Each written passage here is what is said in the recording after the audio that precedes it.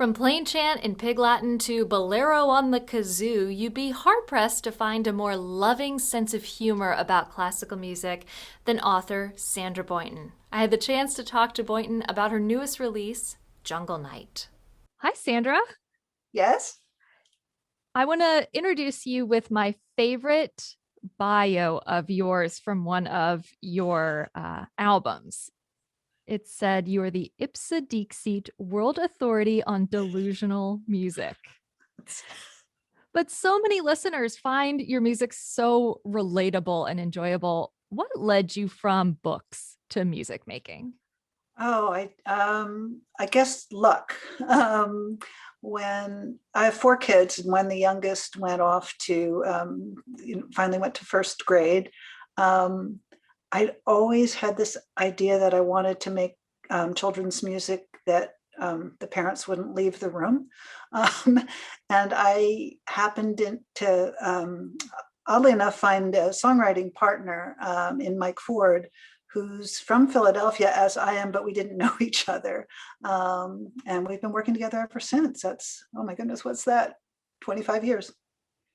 Classical music sometimes has a self inflicted, overly serious reputation.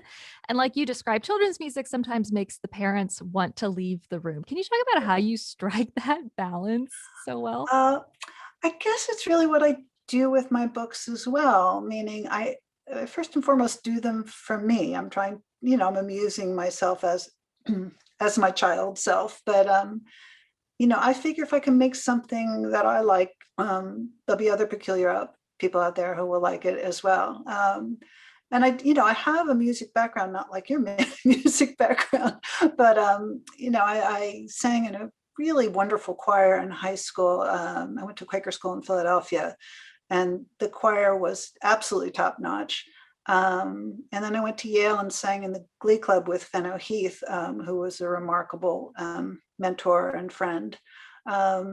So I have that background, and actually, so I was in my early 40s when I actually started doing music professionally, but it was all back there. So I had something to draw on. Of all your work, I know Jungle Night seems to have the most stillness. Was the selection of bedtime and Eric Satie related to this pandemic year and what you felt we all needed? It was very much. I actually love your description of the project, and stillness is a great word. Um, yeah, it's a very self-nurturing piece, and it's interesting to me that one upside of the pandemic for me, because I have four kids, but they're all grown. They did end up back in the area where I live, so we could, you sort of came in and out of pod depending who had to go see a doctor or whatever. So it's been kind of an interesting dance. So a lot of time um, I had studio time, a whole lot of studio time. And one thing that came out of it was, I think I was absurdly productive, basically to try and not think about what was going on in the world. So you just keep optimistic and busy by creating. Um, it's also, in this past year, I've collaborated with Yo-Yo Ma three times. I never expected to collaborate with him once in my life.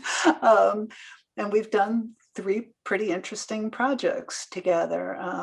He was isolated as well, and wanting to stay optimistic as well. And we both tend to be kind of playful people. So it was remarkable serendipity to get to work with him. I was going to ask about that next, but I was going to refer to him as this cellist who goes and plays at vaccination sites. Yep. It's exactly, and that's nearby. I mean, we live in the same area, although I had not met him until 2 years ago at Tanglewood. How did though those collaborations come about? How did that partnership get built? Well, it's a peculiar story. There's so much serendipity in this particular project. Uh, um, Ann Patchett and I have become friends over the years.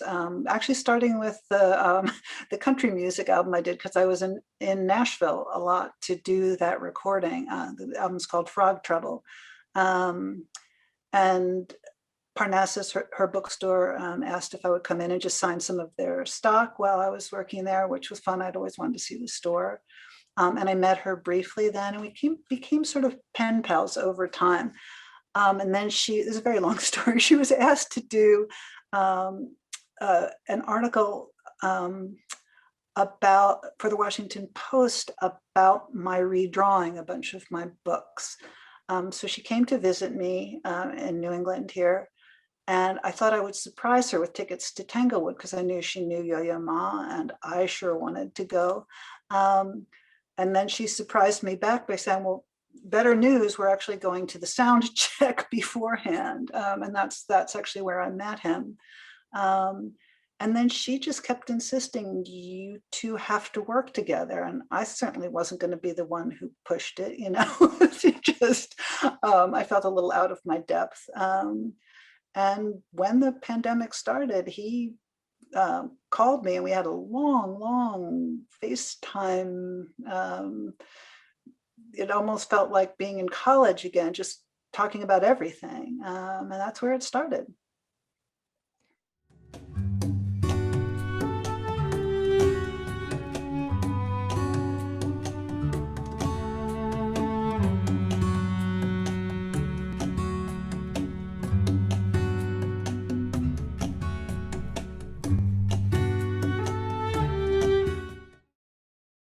Who got to decide between you and Yo-Yo Ma how the snores sound? That's an interesting question. He wanted specifically, the way the whole Jungle Night thing started is, you know, we're having this conversation. He said, okay, so what are we going to work on? And I said, I don't know, what's your idea? And he said, and he had sort of a narrative idea that he proposed. And I said, I'm not really very good at narrative. My things tend to be more mini theatrical events. They don't really tend to be stories in a way. And he said, okay, I'll give you a prompt. I said, okay, what's the prompt? And he said, do something on the theme of surprise.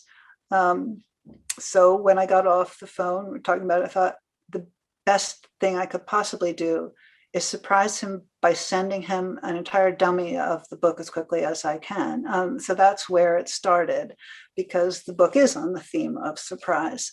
And I think it was 3 days I sent him this dummy. And he called again and he said, you know, this is great. So how do these snores sound? And I said, well, you know, you're the cellist. And he goes, no, you already have it in your head how they sound. And he was right. I wasn't going, you know, so, you know, there I am singing cello sounds to Yo-Yo Ma. So really they came from a amalgam of what they sounded to me in my, you know, the notes in my head, and how that would play on a cello. To sort of sketch it out, I used some recordings from him to sketch out the particular sounds that I had sung to him. And then he went further with them. So that's a very long answer to where did they come up with. They emerged and changed and became what they are. Oddly specific. You talk about sketching them out from his recordings. Did you spell them first? No, no, I kind of knew where those notes were, and I knew what the syllables were, and it was pretty fun to edit pieces of his cello, and some were things he had just sent me. You know, he'd sent me something out of the blue saying, this is to play when you have tiki cocktails, because we talked about how we both love tiki. So I had this recording on my desktop, and I just cut certain pieces out of it and rearranged them to say, okay, that's sort of how I'm hearing it, and then sent it back to him. So a very peculiar process, but fun, you know. Outside of sharing ideas for Tiki with Yo-Yo Ma, how have you spent your pandemic year? Oh, just being hyper productive. The next the first the very first thing we worked on was exactly a year ago, where he got this wonderful idea to do songs of comfort, and he hadn't told me about it. Actually, it came up on my Facebook feed, and I listened to the first one, which was Going Home from the New World Symphony. And I wanted to do a response animation for it, with pretty primitive tools that I have here, because the studio where I do animation wasn't available to me, because it's where my songwriting partner lives, and that's where his grand piano is. He's a pianist. So I had to just use the tools that I had, an old Final Cut on an old computer, and I just sort of pieced together a sort of old style animation where I made a bunch of stills and animated it that way.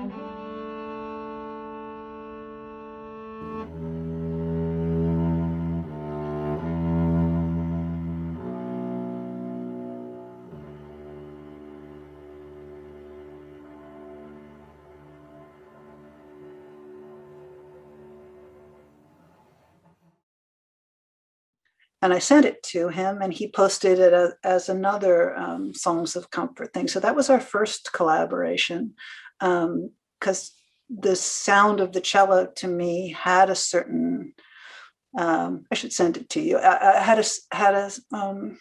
there was a certain moo to the cello in that piece. And so I did it as three different animals in separate houses. Their voices joining, but there are no actual voices. It's all his cello performance. So that was our first. And our second one was this very peculiar thing. We both love chanson. And I wrote a song called Chanson Profonde, and it's sort of faux. It's a little hard to explain. It's a chanson where he added, where it's the only time, the first and last, that I'm the performer, because it's in this very narrow, very low range that I have, singing range that I have. And I don't have a lovely voice, but that makes it okay for chanson, because it's unlovely in an interesting way. So that was our second collaboration. So just lots of strange directions we went. As we vaccinate and get the bands back together and the classical music world gets moving in person again, what are you looking forward to the most? Oh my goodness, boy, that's hard to see. I think, like many people, I haven't spent much time looking forward, because you don't like to attach to it and you can't quite visualize it. So In a funny way, I think we've all been in a very Zen space every day, the same. And, the idea of making music with people again. I mean, my favorite place in the world to be is a recording studio. But also the idea of being in an audience, both for theater and for music, is beyond imagining. And I just seen on Symphony Space is doing a remote series, and there was an interview with Mark Harris, and John Hickey was interviewing him. And Mark Harris said, "When I go back to the theater, there will be no such thing as bad theater." He said, "I will cherish every moment, no matter what it is." And I related to that. Jungle Night is available wherever books are sold, and if you listen carefully, you just might hear that gymnopédie on 90.5 WUOL Classical Louisville.